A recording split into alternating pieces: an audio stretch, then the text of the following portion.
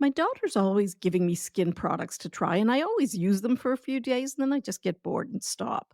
But since I started using OneSkin, and that's today's sponsor, I've been using it twice a day without fail. And I'm not kidding. I've been using it around my eyes and on my face.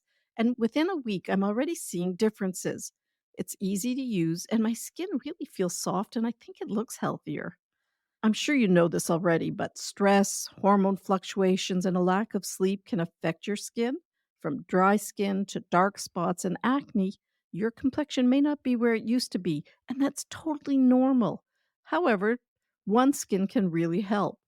I like this company. It's an all women team of scientists, and they've developed a peptide called OS1, and it improves the health of your skin basically from inside out. In other words, it gets to the root of the problem. And as a physician, it's important to me that the benefits have been backed by studies. Now, for the first time, I'm recommending a skincare product to my daughter. So you can get started today with 15% off using the code Toddlers at oneskin.co. That's 15% off oneskin.co with the code Toddlers. Now, after you purchase, they're going to ask you where you heard about them. So please let them know that Toddlers Made Easy referred you to them, as that's one way of supporting the show.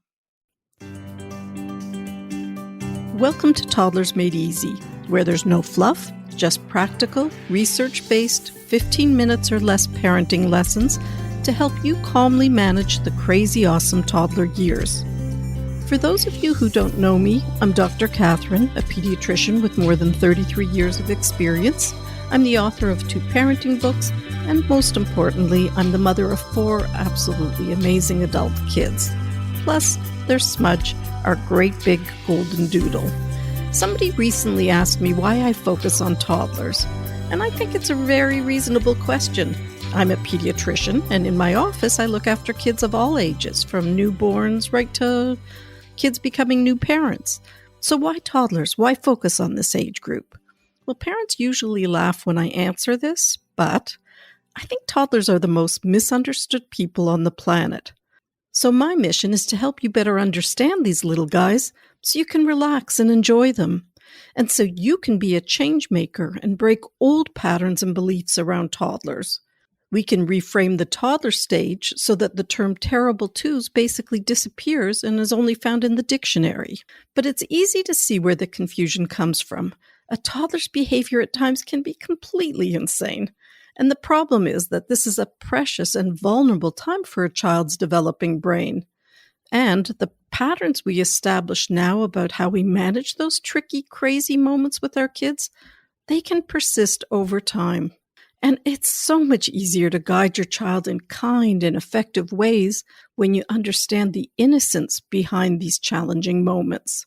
So my goal is to help you understand these little humans, as they definitely didn't come with a manual, and one would surely have been helpful. So hopefully these talks help fill the gap. Today we're going to focus on expectations, because I'm sure you'd agree that pushing or hoping for things that aren't developmentally possible will spare you and your toddler a whole lot of grief and allow you to enjoy more peaceful moments together. So let's start with the story. Picture this. Before COVID, in my office, I was meeting with a really sweet mom, Laura, for her new baby's 1-month well baby visit. Laura had her toddler with her as well. She had a few concerns about her baby, and she was having a really hard time focusing because her toddler wouldn't sit still. She kept telling him, "Please sit still just for a few minutes." I knew her toddler wouldn't sit still, or at least not for the length of time she needed and wanted him to. Laura was getting more agitated.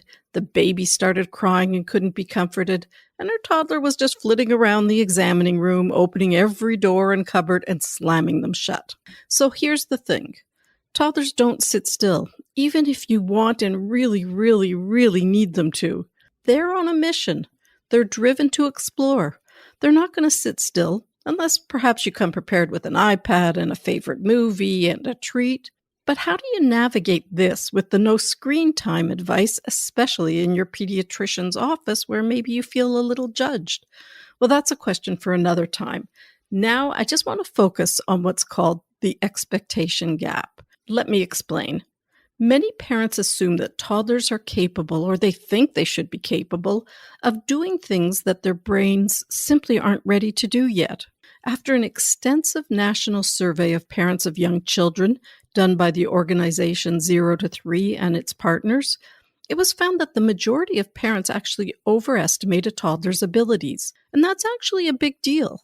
If you're fighting with your kids about things that aren't actually within their grasp, then maybe you're causing yourself a whole lot of unnecessary grief. In fact, this survey also showed that the majority of parents wish they could stop losing their cool with their toddlers. Well, these two statements aren't unrelated. So it seems to me that the place to begin is to consider our expectations. Are you expecting too much of your toddler? Having unrealistic expectations can lead to disappointment and frustration for both you and your child. For instance, this can result in negative feelings for a child who experiences a sense of failure because they're not pleasing you. And from the parent's perspective, unrealistic expectations can cause you a lot of stress and conflict. But here's the thing. Unlike walking and talking, there's much less guidance around a toddler's developmental milestones.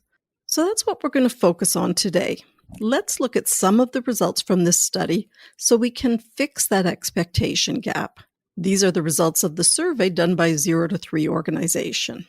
So the first thing is, 56% of parents believe children have the impulse control to resist the desire to do something forbidden before the age of 3.